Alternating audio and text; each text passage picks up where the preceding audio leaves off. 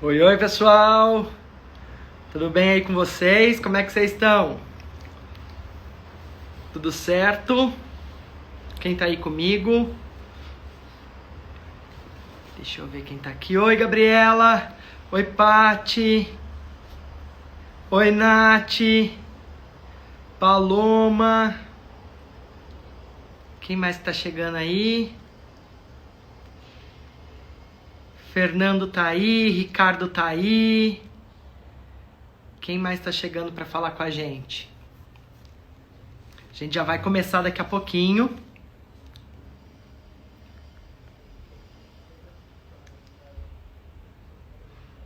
Quem aqui quer falar sobre universidades hoje? É isso que a gente vai falar na nossa live de hoje. Oi, Paloma! São José dos Campos. A CI de São José dos Campos está aí com a gente. Oi, Lisa. Oi, Gabriela, Estela, Lívia. Como é que vocês estão? Todo mundo pronto aí para nossa live de hoje? Vamos começar aqui. Hoje a gente vai falar, então, pessoal, sobre universidades, tanto nos Estados Unidos como na Inglaterra. E para isso, a gente tem um convidado super especial aqui, o Fred, que eu vou convidar, ele vai participar com a gente daqui a pouquinho, ele tá chegando aqui para falar com a gente, e ele vai trazer todos os detalhes de como é fazer uma universidade no exterior, vai contar pra gente quais são as profissões do futuro, que o pessoal tá esperando dos novos universitários, como faz para a gente conseguir um processo de bolsa, que as universidades lá fora, elas estão esperando alunos do Brasil, então eles querem saber quem são esses brasileiros, e é para isso que a gente vai fazer esse bate-papo aqui hoje, por isso que a gente está convidando vocês para entrar aqui na nossa live, e para a gente começar a falar sobre isso daqui. Fred, você já está por aqui, tá? Que eu acabei de ver. Para vir falar com a gente. Olha ele aí, tudo bem, Fred? Tudo jóia e vocês? Tudo legal também, que bom estar aqui com você. Eu tô nervoso, viu? Vou contar pra você. Tá, por quê? Porque tanta live, fazer live, contar de live, ainda mais que eu vou fazer depois da Sandy Júnior, eu tenho que melhorar, tem que ser melhor do que eles, né? Ah, A gente vai ser melhor que ele. A gente só não vai cantar porque a gente de não tem esse preferência, né? talento. Exatamente. Mas eu tô super empolgado para contar para vocês sobre esse mundo de opção bacana que, num momento tão difícil igual a gente está vivendo, a gente vai falar muito de oportunidade, como é que a gente pode usar desse momento para transformar em coisa positiva, sabe? E isso é muito Legal, bacana. Fred. Muito bom você falar sobre isso. A gente sabe que não é um momento de sair de casa, de viajar e tudo mais, mas é um momento que a gente tem de pensar no nosso futuro, de nos planejarmos e saber que tudo isso vai passar e que daqui a pouco a gente vai colher muito bons frutos de tudo isso que está acontecendo aí com o mundo inteiro. E principalmente de Estados Unidos, que é um destino que todo mundo tem o sonho de viver ali, Inglaterra também, um super sonho, mas eu sei que Estados Unidos é um queridinho de todo mundo e que você pode contar aí pra gente. Eu tenho algumas perguntas que hoje de manhã a gente já divulgou que você estaria aqui com a gente e o pessoal começou a nos enviar alguns directs aqui pra gente e eu queria que você contasse pra gente abrir falando sobre as facilidades.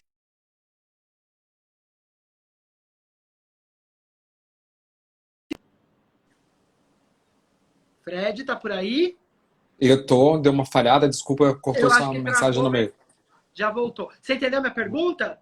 Não, cortou sua pergunta no meio, desculpa. A minha primeira pergunta é qual que é a facilidade de estudar? Porque às vezes a gente acha que deve ser tão difícil fazer uma universidade fora do Brasil e eu imagino que deve ser muito fácil, mais fácil do que a gente imagina.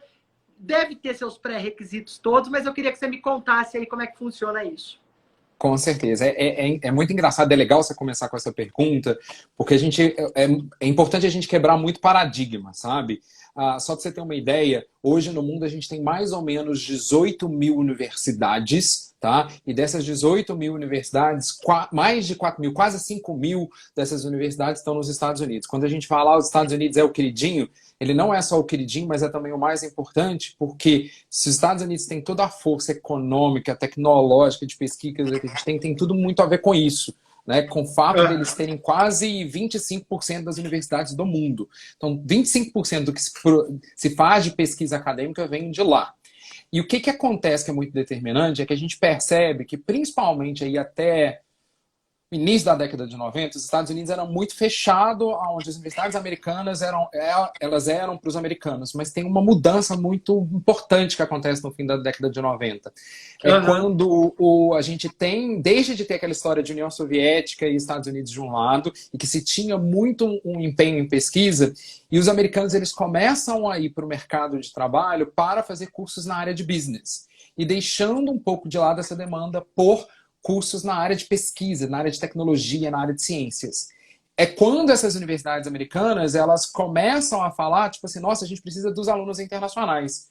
Então, hoje eu posso assegurar para vocês que, por conta dessa mudança que iniciou lá na década de 90, hoje é muito mais fácil um aluno entrar numa universidade nos Estados Unidos ou na Inglaterra do que aqui no Brasil, por exemplo, né? Quando a gente pensa, por exemplo, nesse momento cheio de incerteza aqui no Brasil, que os alunos do ensino médio, por exemplo, estão tendo aula online, não sabem se vai ter ENEM, se não vai ter ENEM, eu garanto, aqueles que estão aqui hoje assistindo a gente, ou qualquer outro, se quiser ir numa loja da CI, ele consegue aplicar para uma universidade nos Estados Unidos ou para a Inglaterra, só com a nota do nono, do primeiro e do segundo ano e fazendo um teste de inglês em casa, né? Então, assim, as universidades internacionais, elas querem esses alunos internacionais por vários motivos. Porque traz diversidade, a gente tem um pensar diferente de um aluno americano ou de um aluno inglês, a gente tem uma visão, às vezes, diferente. Como é que um país como o Brasil lida com uma pandemia, diferente de como um aluno do Paquistão lida com uma pandemia. Então, ter essa diversidade é super positivo. 2, a gente querendo ou não, um público pagante, né? Diferente do Brasil, por exemplo, onde você fala assim, tem uma universidade estadual, onde essa universidade estadual, essa universidade federal, como a USP, o FMG, o FRJ, elas são universidades gratuitas. Nos Estados Unidos e na Inglaterra não existem universidades gratuitas. Existe o fato de que, se eu moro num estado específico ou num país específico, aquela universidade ela tem um valor diferenciado para mim, então ela é mais barata. O aluno internacional ele entra pagando um preço cheio, então ele é muito importante para as universidades americanas e para as universidades inglesas terem esses alunos internacionais, inclusive financeiramente falando, né? E exatamente por conta disso e por um momento onde o mundo inteiro está frágil e está sofrendo, talvez esse é o melhor momento para se aplicar para uma universidade fora, porque eles vão ter bolsas para estimular esses estudantes internacionais, eles vão ver, às vezes, um processo de admissão um pouco mais flexível, então isso torna tudo mais atrativo. É a gente exatamente pegar uma crise e transformar ela em oportunidade, sabe? Que legal isso, Fred. E quais são os lugares dos Estados Unidos e da Inglaterra que dá para fazer? Olha, deve ter um monte, né? Os Estados Unidos têm 4.800 universidades, né? Caramba. Hoje, mais ou menos, eles têm cerca de 2 milhões de estudantes internacionais estudando em universidades americanas, né? A Inglaterra, por mais que seja bem mais reduzido esse número de universidades, eles têm 500 mil de estudantes internacionais também. Então, são os dois principais destinos, né? Eu, em especial, eu recruto para 11 universidades nos Estados Unidos e que tem diferentes perfis. Eu tenho desde cidades universitárias, aquelas bem típicas que a gente vê nos filmes, né, daquele conceito, todo mundo morando num campus, numa cidade pequena, nos dormitórios, ou cidades em grandes centros, como Boston, como Nova York, né? Então, assim, existem diversos perfis. E talvez uma pergunta que é muito importante na hora que vocês forem bater um papo no escritório da CI mais perto de vocês é entender exatamente o que motiva vocês, né? Eu quero fazer uma universidade, mas eu quero estar numa cidade grande, numa cidade pequena, né? Eu quero estar numa cidade fria, quente, quanto que eu posso gastar numa universidade? Né? Então, assim, diversidade tem aos montes. Então, a gente com certeza tem diferentes opções para falar com todos vocês e para ter essas opções. O destino mais procurado, eu estou vendo até que tem uma pergunta aí, é o estado da Flórida. O estado da Flórida é hoje o que tem a maior concentração de brasileiros, junto com o estado de Nova York e da Califórnia, né? Mas com certeza a Flórida é o destino principal, até porque ela tem um excelente custo-benefício. E é normalmente o primeiro destino do brasileiro quando ele vai fazer uma viagem internacional. Existem estudos que mostram que acho que quase 80% dos brasileiros que fazem uma primeira viagem para os Estados Unidos ou para a Europa o destino é o estado da Flórida. Então acaba que se torna uma queridinha, né? Um atrativo muito grande ir para a Flórida em especial. Muito bom. E na Inglaterra tem algumas cidades que são mais típicas aí? A Inglaterra, o legal é que, como é tudo muito perto, acaba que a gente tem uma referência muito forte de vários destinos, né? A gente tem polos que são polos universitários, como é o caso, por exemplo, da cidade de Newcastle, né, que a gente tem a University of Newcastle, que é uma universidade de quase 200 anos e que é uma mini Londres, né, que tem um custo-benefício maior do que a cidade de Londres, né?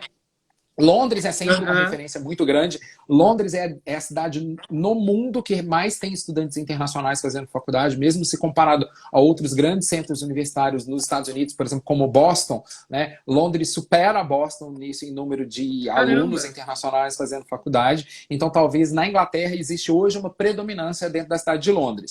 É óbvio que num momento como esse, William, a gente, embora nós brasileiros a gente é sempre muito preso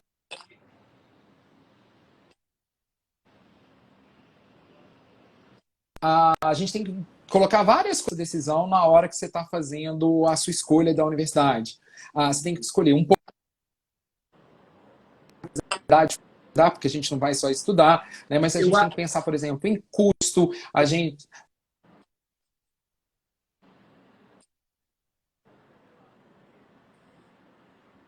Fred? Eu acho que travou aqui de novo o finalzinho. Deixa eu só ver se o pessoal conseguiu ver, porque me parece que travou aí a conexão. Oi? No finalzinho de novo. Me parece que travou a conexão, a sua conexão aí no finalzinho de novo. Vocês ouviram o finalzinho do que o Fred falou agora, pessoal? Vocês conseguiram entender? Eu repito, não tem problema. Aí, senão, senão a gente repete. Porque para mim ela deu uma travada aqui na hora que a gente estava falando, na hora que você estava falando. Isso, não, falaram que travou, né? Para mim... travou, verdade. Bom, vamos lá de novo. Continua para mim falando sobre a Inglaterra. Então, o que eu estava falando é que, embora Londres seja o destino mais procurado no caso da Inglaterra, a gente, na hora de fazer a escolha de uma universidade fora, né, para onde que eu vou aplicar, a gente não pode ficar se ater tanto a só o destino, né? Eu costumo dizer que a gente tem que levar em consideração 5 pontos.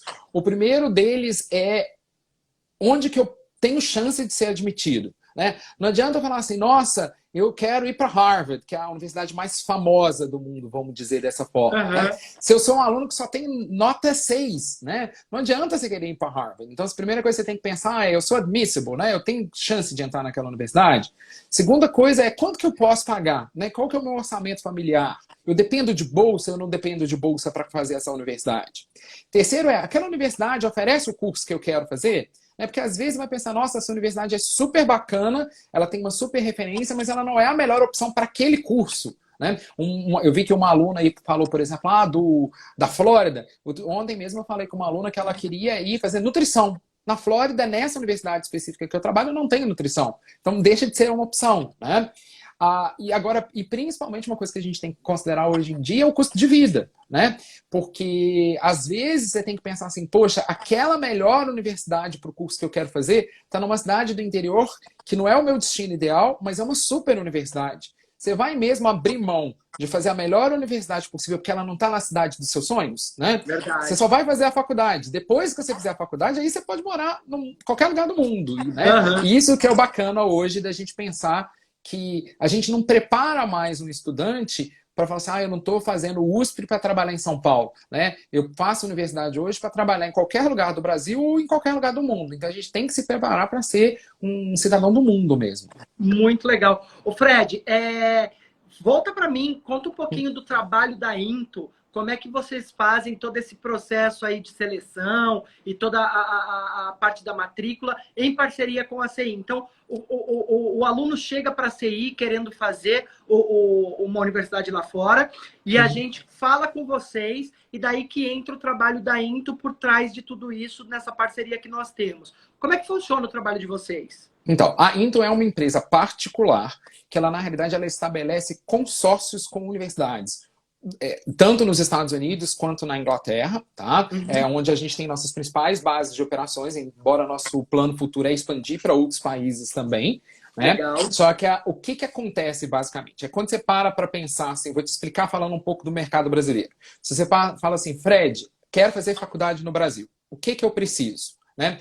Eu brinco que aqui no Brasil, seu passado não te condena. Você pode ter sido um aluno ruim a vida inteira. Se você entrou e falou assim, fiz um super cursinho na minha cidade, ou eu fiz uma prova, um preparatório para o Enem bacana, por mais que eu tenha sido um aluno horroroso, eu fiz uma prova de vestibular, uma boa prova do Enem, eu entro na USP, por exemplo, que é a melhor universidade brasileira no momento, né? Nos Estados Unidos, na Inglaterra, nos países anglo-saxões de uma forma geral, isso não acontece, né? O processo de entrada numa universidade ele é meritocrata. Né? O que eu quero dizer com isso? Ele vai analisar o histórico escolar do aluno e as atividades extracurriculares. Algumas vão exigir testes ou não de admissão, como o chamado SAT ou então o ACT, que são testes semelhantes ao Enem, entre outras coisas. O que a Into entendeu em parceria com as universidades? Quando lá no início da década de 90 a gente percebeu que essas universidades, tanto da Inglaterra quanto dos Estados Unidos, o principal core deles de pesquisa estava perdendo alunos, eles falaram assim, olha, a gente precisa de alunos internacionais para estudar nas nossas universidades e nos ajudar, tanto financeiramente quanto nas pesquisas, né? Só que eles pararam para pensar, poxa, se eu vou recrutar brasileiro, o mindset, a cultura brasileira, ela não é formada de forma para que o aluno tenha tido aquele preparo de ter nota alta a vida inteira. Quer dizer que o aluno não seja bom? Não. Quer dizer que ele vem de uma realidade cultural diferente, né? É verdade. Então, a gente criou um sistema junto com essas universidades que nos Estados Unidos ele chama de International Year One e na Inglaterra ele chama de programa de Foundation, que são programas que eles permitem que alunos que não tenham todos esses pré-requisitos regulares que um americano ou que um inglês teria para entrar nessas universidades, que eles consigam ter esses pré-requisitos de uma forma um pouco mais atenuada, né? Então, às vezes, o aluno não tem o inglês tão legal, então as notas não são tão altas, quer dizer que ele não vai poder entrar na universidade? Muito pelo contrário. Ele vai ter um super serviço de concierge, no qual a gente ajuda ele em tudo, né? Então, esse aluno internacional, quando ele chega nessas universidades, ele vai ter desde serviços que são serviços que, às vezes, os clientes de vocês da CI estão habituados, tipo, vou ter um transfer no aeroporto, eu vou ter alguém que vai me ajudar na acomodação dentro da universidade, ou então, como é que eu faço para tirar o meu Social Security, minha carta de motorista, até coisas tipo, como é que eu me preparo para a aula, né? A aula nas faculdades fora são muito diferentes das nossas aqui, de uma forma geral. Aqui no Brasil, se eu vou, por exemplo, ter aula de história no ensino médio, sobre a Revolução Francesa, normalmente o professor vai dar uma aula explicativa sobre a Revolução Francesa e depois vai te dar um livro para ler. Nos Estados Unidos e na Inglaterra, não. O professor só faz uma primeira aula explicativa, né? Que ele vai falar assim, olha, no dia X nós vamos ter a matéria Y e assim sucessivamente. E o aluno tem que chegar lá já tendo lido sobre aquela matéria.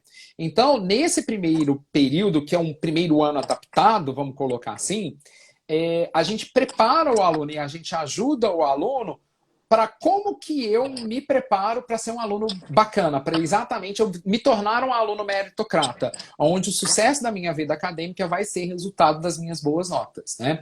Então, é bem por aí. Muito bom, que legal. Tá, aí a gente entendeu como é que faz todo esse processo do que a gente precisa.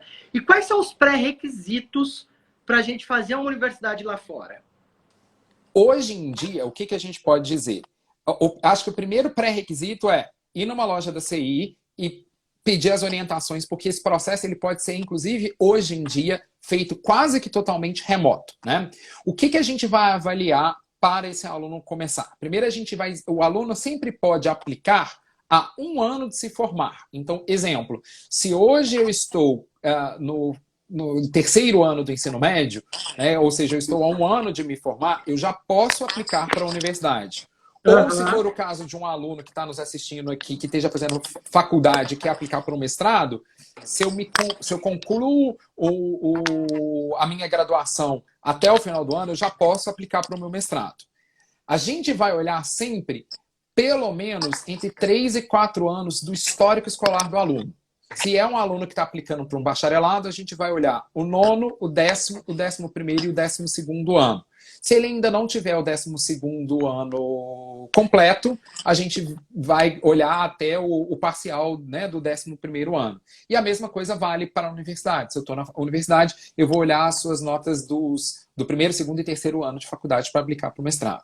O muito bacana é que a Into, a gente oferece para o aluno um teste de inglês que ele é equivalente ao TOEFL e ao IELTS, que em grande parte, por um processo inicial de aplicação, ele é válido, que é um teste super famoso até, que é um aplicativo de celular, que é o Duolingo, né? Então, o aluno pode ganhar um voucher do Duolingo com a loja da CI, né? Quando ele faz a inscrição para fazer esse processo de aplicação para a universidade, a CI vai disponibilizar um voucher que a gente tem com parceria com a CI, e a CI ele vai testar o inglês dele para ver, poxa, meu inglês está bom o suficiente? Não está bom o suficiente? Para a nota, varia um pouco. Tá? Eu costumo dizer que os Estados Unidos é mais difícil de entrar e mais fácil de sair, porque o sistema deles de ensino é um pouco mais flexível, enquanto a Inglaterra é mais fácil de entrar e mais difícil de sair. As universidades da Inglaterra, elas começam a aceitar alunos com média 5, 5,5. Enquanto nos Estados Unidos, para um bacharelado, as universidades americanas começam a aceitar alunos com média 6. Né? Que isso em ponto é legal.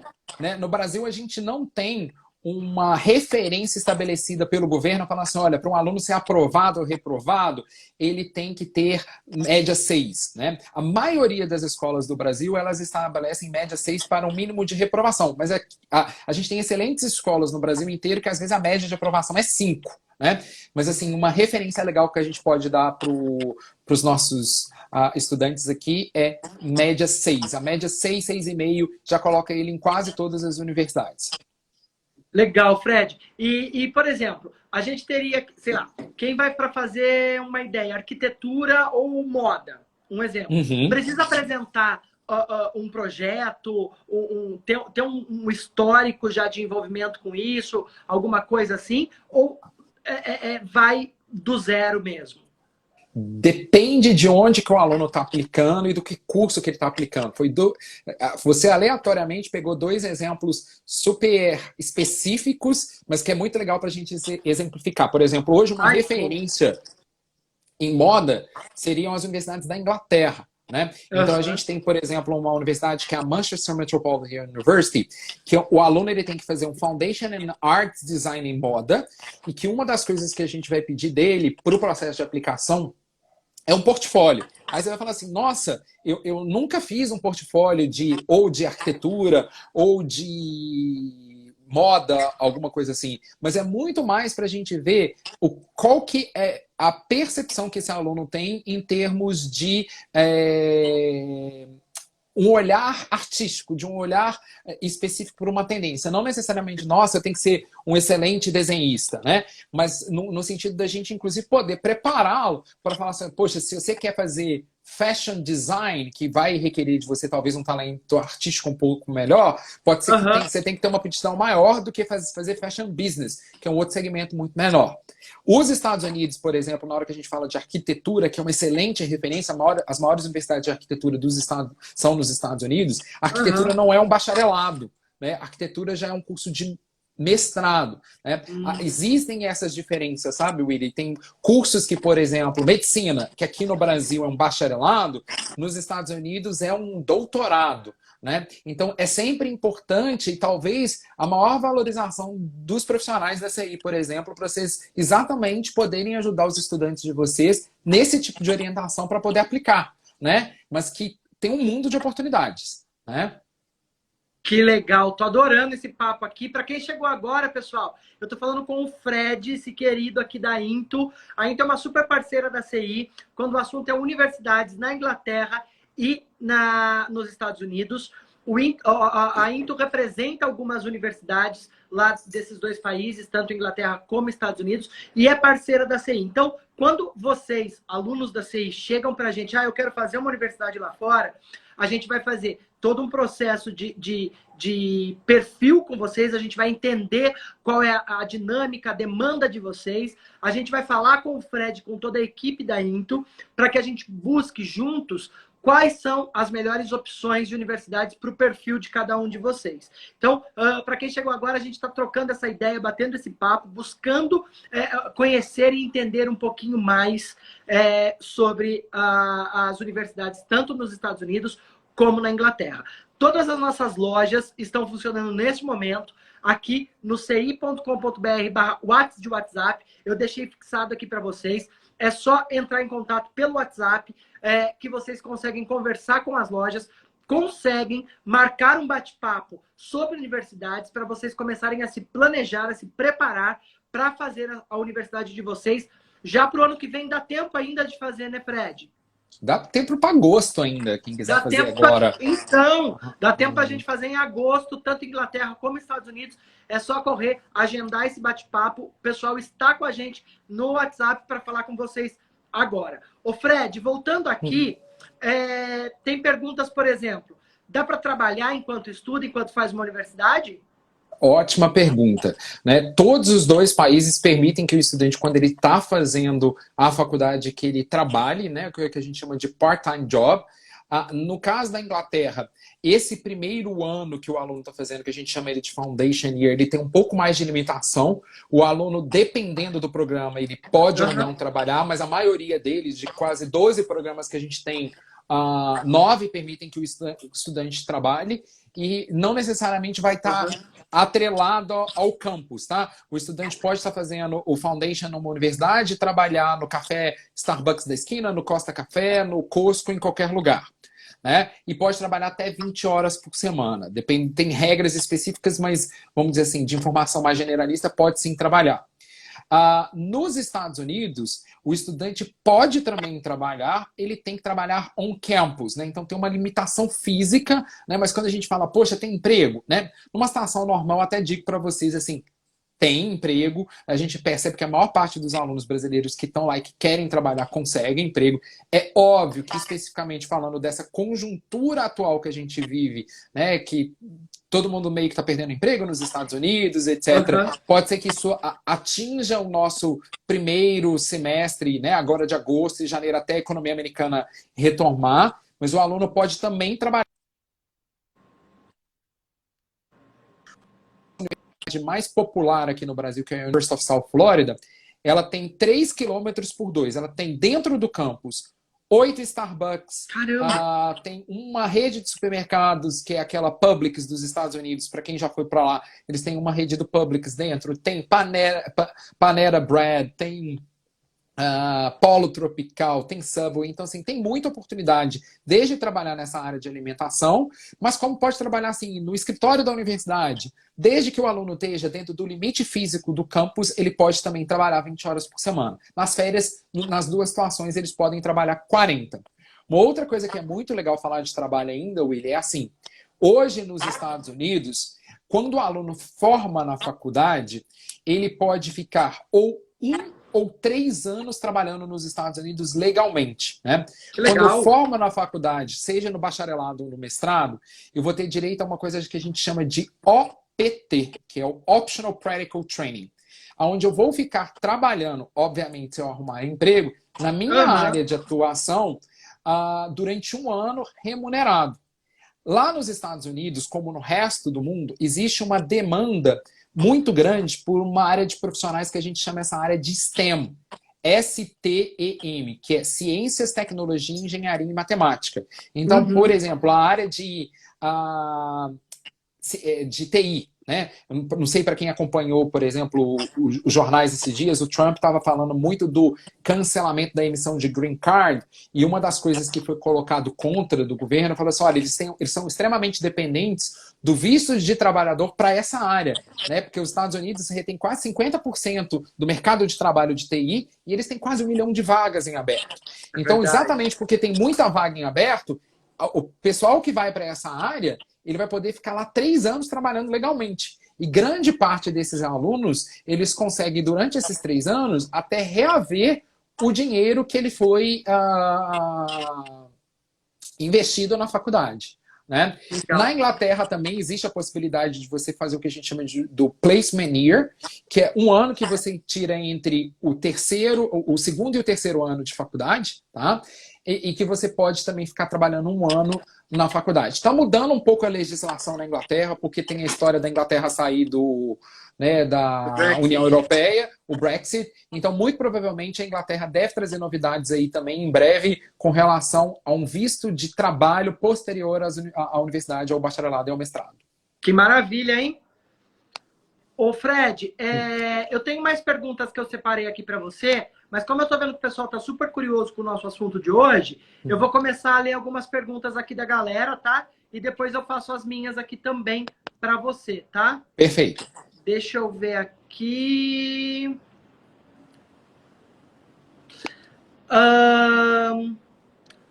A Rai está falando assim, tem como estudar em uma universidade nos Estados Unidos já estudando no Brasil? No caso, o mesmo curso no exterior, valendo aqui no Brasil quando eu voltar. Existe a possibilidade de você convalidar o seu diploma, né? Não tem jeito de você fazer 2 faculdades concomitantes, fazer 2 faculdades ao mesmo tempo. Mas existe a possibilidade, por exemplo, estou fazendo faculdade de administração aqui no Brasil. Você pode transferir para a universidade para os Estados Unidos, né? Hoje existe também um programa de transferência, né? Onde eu posso fazer uma transferência. E aí você tem que fazer um processo de convalidação do seu diploma, tá? Via de regra, todas as áreas são possíveis de você fazer a convalidação. Existe uma única restrição no mercado brasileiro, que é o curso de Direito. O curso de Direito brasileiro ele é um curso que ele é baseado no que a gente chama de Direito Civil, né, que são códigos penais, código civil, enquanto o direito anglo-saxão, tanto nos Estados Unidos quanto na Inglaterra, ele é o que a gente chama de Common Law.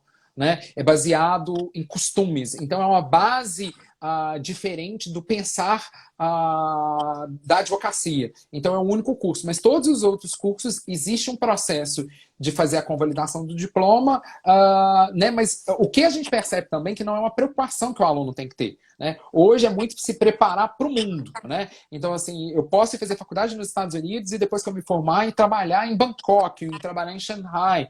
Né? Então, assim, literalmente assim, tá numa universidade de ponta para você se preparar para trabalhar no mundo. Né? O mundo que tem que ser seu mercado de trabalho, não precisa ficar limitado. Né? Hoje em dia está todo mundo trabalhando de home office, né? Porque o meu home office pode ser aqui ou na praia. Né? Não tem problema, então tem que se preparar para isso mesmo. É verdade, muito bem colocado isso. Ale, tudo bem? A Ale tá com a gente aqui todo dia, viu, Fred? Ela vai fazer todos os intercâmbios, que ela tem dúvida de todos, ela adora todos e ela já foi para o Canadá, já fez high school com a gente. Ela tá pronta para fazer a universidade. Como faz para fazer a faculdade de Tampa? Tem em Tampa? É a University of South Florida, que é a universidade... Que é a nossa principal universidade, né? A universidade que, assim, atualmente a universidade nos Estados Unidos que tem o maior número de brasileiros estudando. Aí vocês vão falar assim, nossa... É tipo passar na Paulista quando está normal num domingo? Não. Né? A universidade tem mais ou menos 55 mil alunos e tem 240 brasileiros estudando lá aproximadamente. Para agosto agora a gente está com recorde de número de aplicação de brasileiro para lá. Mas é uma universidade super legal. Se ela já viajou com vocês aí na CI, eu falo, vai lá na loja, então manda um WhatsApp, né, em momentos de isolamento social. Conversa que dá tempo de você aplicar ainda ou para agosto, ou se você ainda estiver concluindo o seu terceiro ano, já aplicar para janeiro. Um tempo normal, quando você submete seu application, você demora mais ou menos 10 dias úteis para ter uma resposta da universidade. Nossa, é rápido, né? Numa situação normal de temperatura e pressão. Né? É óbvio que pode ter uma situação ou outra de mudar um pouco, né? Igual você deu o exemplo da estudante aí de você já, que ela fez a universidade no Canadá, um high school no Canadá, então às vezes a gente depende um pouco de chegar a nota do Canadá, ou então de ter alguma informação específica, mas assim, 10 dias úteis depois que está tudo ok de documento, é um prazo muito regular. Às vezes até antes, né? Imagina que coisa bacana, William, você aplicar hoje, no meio dessa confusão, aí você volta para a aula e fala, poxa, tô aceito na Universidade de Southampton, né? Assim, é muito legal, né? Partiu Flórida. Partiu Flórida e só lamento com vocês, né? Adoro. Ô, Fred, eu sei que você já falou sobre isso, mas tem uma galera que entrou agora há pouco e que está pedindo pra gente, para você reforçar sobre o nível do inglês exigido para cursar. Então, eu costumo dizer que inglês não é problema, inglês é solução. Porque às vezes você tá falando assim, poxa, eu não falo inglês, etc. Eu sempre brinco que os dois requisitos básicos que a gente tem são notas boas, né, e ter inglês, né? Nota não dá para mudar. Então, se você for um aluno ruim, aí a situação fica mais complicada. Mas inglês dá para mudar. Então, se você não fala inglês direito, você pode, por exemplo, ir fazer inglês antes de fazer a faculdade, da própria universidade oferece, né? E às vezes vai falar assim, poxa, eu posso estar lá estudando inglês acadêmico, que a gente chama de academic English, posso estar trabalhando na faculdade para começar a faculdade, sei lá, em agosto e começar em janeiro do ano que vem, dependendo do quanto de inglês que você precisa melhorar, né? Então, assim, eu costumo dizer que inglês não é um problema, né? O inglês você tem como também estudar inglês antes para poder fazer isso, né? Então, é bem tranquilo. Legal. Você falou sobre os extras que é avaliado. O pessoal quer saber, a Bianca está perguntando quais são esses extras para você exemplificar mais coisas. Eu vou convidar vocês a pensarem assim. Lembra que eu contei que nos Estados Unidos, por exemplo, a gente tem quase 4.800 universidades? Dessas 4.800 universidades, eu diria que umas 50 universidades, que são as 50 maiores universidades americanas, né? Elas são extremamente competitivas. Então, elas criam um funil de avaliação. Então, esse primeiro funil, né, o primeiro critério do funil é a nota, que no sistema dos Estados Unidos a gente chama de GPA, que é Grade Point Average, né, que é a média de nota, que é uma escala deles que vai de 0 a 4, tá? Então, por exemplo, hoje a universidade número 1 do mundo é o MIT, que fica lá em Boston, né? Então, o MIT estabelece assim, porque ele tem muito mais gente aplicando do que a quantidade de vaga que eles têm, eles falam assim, olha, eu só vou olhar os applications dos alunos que têm nota acima de 3.8, né? Então, é o primeiro critério. Então, se ele recebeu 500 mil applications e ele tem 2.000 vagas, ele vai falar assim, olha, desses 500 mil applications, eu só vou olhar para os 100 mil que tem 3.8 de GPA. Aí eles passam para o segundo critério. Qual que é esse critério? Que são os admissions tests, que são o SAT e o ACT, que são normalmente os testes mais comuns. Que também são testes objetivos. Eles vão olhar a nota, né? Por exemplo, o SAT ele vai até 1.600 pontos, né? Aí o MIT, que é poderoso, ele fala assim, nossa, eu só quero o aluno que tirou 1.500 para cima. Já corta uma outra galera. E aí eles começam para os critérios não objetivos, que são os critérios subjetivos, que são, por exemplo, atividades extracurriculares, né? Se você tem, por exemplo, boas cartas de referência, por que você quer fazer aquela universidade, entre outras coisas, né? Essa é uma realidade de um grupo muito restrito de universidades nos Estados Unidos. A maioria das universidades dos Estados Unidos, até porque, assim, é uma realidade americana, né? Se você pega a Constituição americana, você vai ver que é um país que, desde a sua independência, ele estimula que a educação seja acessível para todo mundo. Você vai perceber que as universidades americanas elas são, inclusive, fisicamente superdimensionadas, né? Eu tenho uma universidade que eu sou apaixonado das que eu recruto, que é a Oregon State University. Ela tem 30 mil alunos, tá? E ela está numa universidade que são 45 mil habitantes.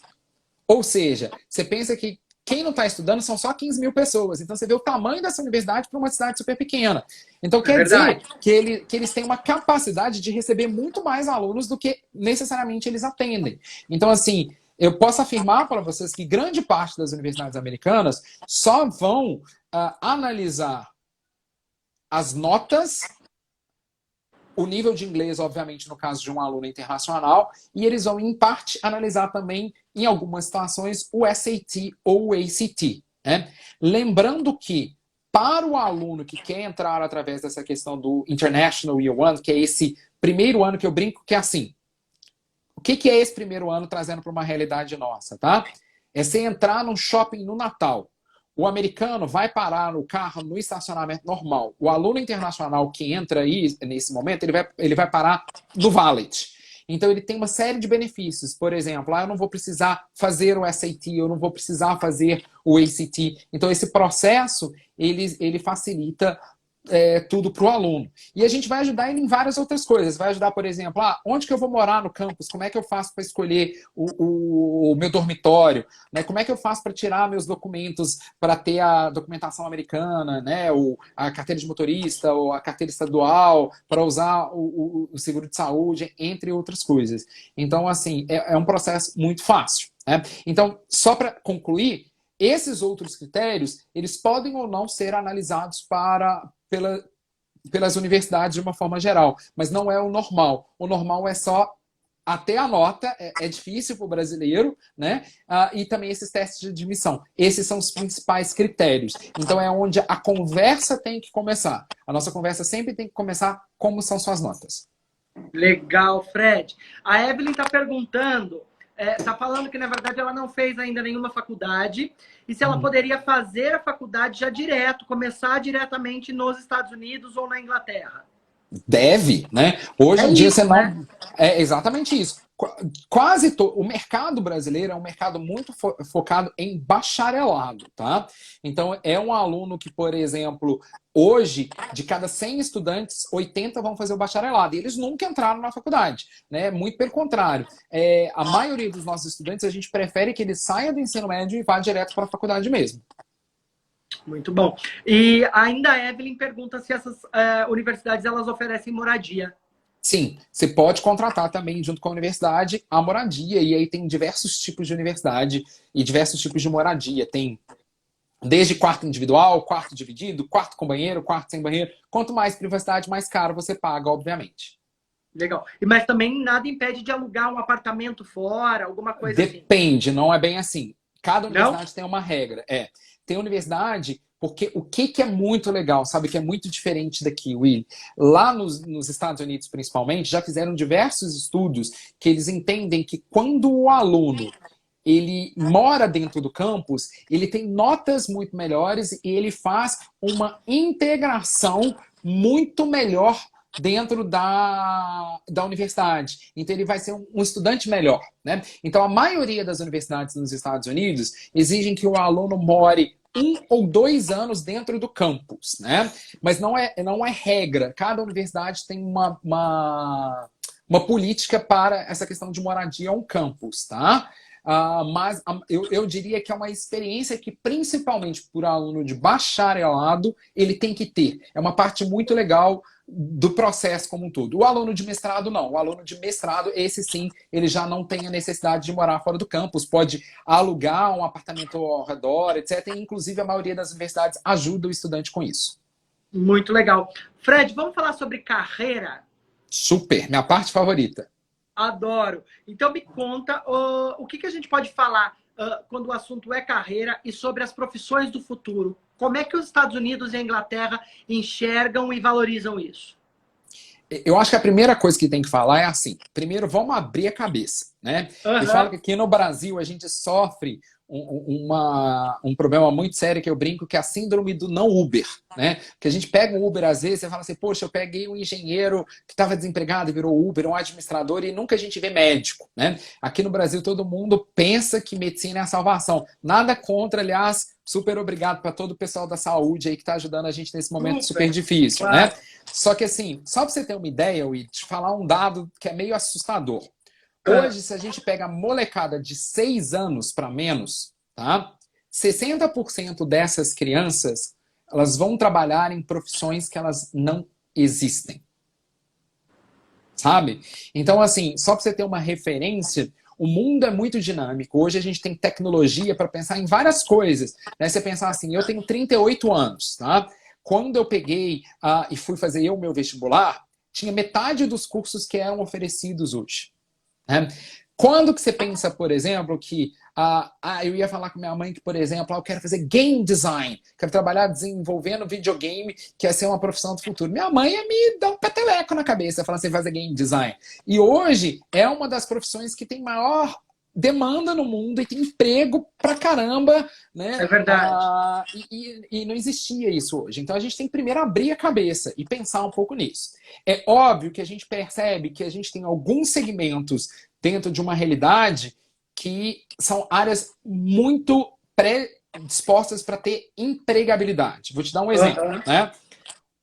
Vamos pensar em trazer isso para o momento atual, na hora que a gente está falando de pandemia. Tudo está fechado, menos o quê? Comida. Né? Porque a gente tem 8 bilhões de pessoas no mundo e a gente precisa se alimentar. Então, um segmento que é muito forte, que eu chamo a atenção para os brasileiros pensarem sobre isso também, é pensar na área do agrobusiness, né? E da tecnologia agrícola, né? É da gente pensar, por exemplo, como que a gente faz pesquisa para aumentar a produtividade do campo, como que você faz pesquisa, por exemplo, para fazer com que exista maior durabilidade dos alimentos, como é que eu não uso agrotóxico que vai me matar de câncer, né? Todas essas coisas. Então, hoje a gente tem uma preocupação muito grande porque a população está crescendo exponencialmente, né? A gente pensa que há muito pouco tempo atrás a gente tinha 2 bilhões de pessoas no mundo e hoje a gente tem 8 bilhões e a gente tem que alimentar essa galera. Né? Então, tudo que é tecnologia para aumentar a produtividade do campo sempre vai ter uma tendência, vai ser de vanguarda. Né? Outra coisa que a gente vai pensar é toda a área de comércio online, de aplicativo e de tecnologia voltada para interatividade, né? Olha que momento que a gente vive, né? Como que eu fico lembrando quando lançou, na época eu estava morando nos Estados Unidos, quando lançou o Uber, né? Eu falei de Uber aí mais cedo. O Uber foi lançado em 2014, foi ontem, gente. A gente consegue pensar na vida da gente sem Uber hoje em dia? Hoje a gente tem aplicativo para paquerar, tem aplicativo para pedir pizza, tem aplicativo para pedir para entregar Rappi para entregar um documento para o Willy para voltar para mim assinado. Então, assim, toda essa área de tecnologia, do que a gente chama de mobile, né, de trazer para a palma da mão tecnologia e acessibilidade, ela é muito forte. Outra coisa que é muito mais bacana e que eu fico imaginando que esses computadores, nessa altura, que está todo mundo em casa, todo mundo acessando live e tudo mais, é a parte de Data Analytics. O que é isso? É você pensar assim, nós estamos aqui fazendo essa live. Quem que está assistindo a gente? Quem que é essa pessoa? De onde que ela está vindo? A série de informações que não só as empresas, mas como também as fontes de pesquisa podem utilizar para imaginar assim, poxa, vamos pensar trazer isso para uma realidade nossa agora também. Você pensar assim, hoje está todo mundo fazendo supermercado online, um supermercado consegue ver o estoque por tudo que foi comprado online, o que está comprando mais, o que não está comprando, e analisar, é porque o preço do presunto Sadia está mais barato ou mais caro do que o presunto da Perdigão ou da Seara. Isso é análise de dados online. Então, isso é uma tendência muito forte para a gente lidar e como interagir. E tem tudo a ver com tecnologia também. Né? Outra parte que entra aí, tangindo nessa área de tecnologia, é a área de inteligência artificial. Né? É tudo como que você pensa, como é que você faz previsões de cenário, de abertura para o Covid, etc. Como que os computadores podem fazer isso? Então, desde a Siri, que é um sistema muito simples de inteligência artificial, até projeções, desde compra, de simulações de pandemia, de simulações de consumo, tudo isso a inteligência artificial já faz. E por último, mas talvez a mais importante de todas elas é a energia limpa, né? É tudo que a gente fala de biodiversidade, é tudo que a gente fala de eco-friendly.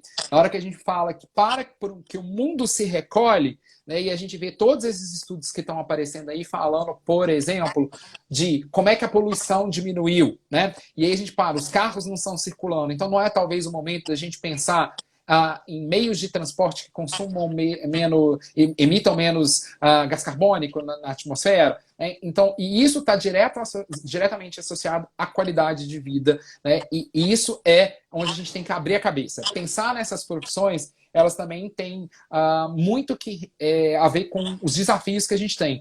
E eu acrescentaria talvez uma última área, que é uma área de emprego, é exatamente a área de public health. Né? Aqui no Brasil, em especial, que a gente pensa bastante a respeito dessa história de medicina, né? Que a área médica ela é tida como uma carreira muito estável. há pouco tempo eu vi, quem tiver curiosidade pode pesquisar, naquele TED Talk, tinha um vídeo do Bill Gates e tem também um vídeo do Barack Obama falando que o próximo grande desafio do mundo seria uma pandemia por um vírus disseminado através de, né, vias orais, né, através do ar.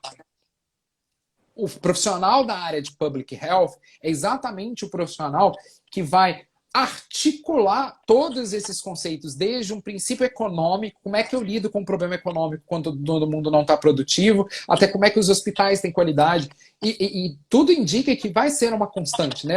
Os efeitos de uma crise como essa, elas vão mudar a nossa forma de viver. Exato. Então, ter um profissional nisso é uma área muito bacana, porque é um profissional que ele vai ser demandado hoje, desde a prefeitura da cidadezinha do interior até os grandes governos no mundo, até você ter um cargo federal, um cargo estadual, um cargo municipal. Então, assim, com certeza eu acredito que vai ser uma profissão que, principalmente no futuro próximo, vai ter uma demanda muito grande. Então, eu atentaria para isso também.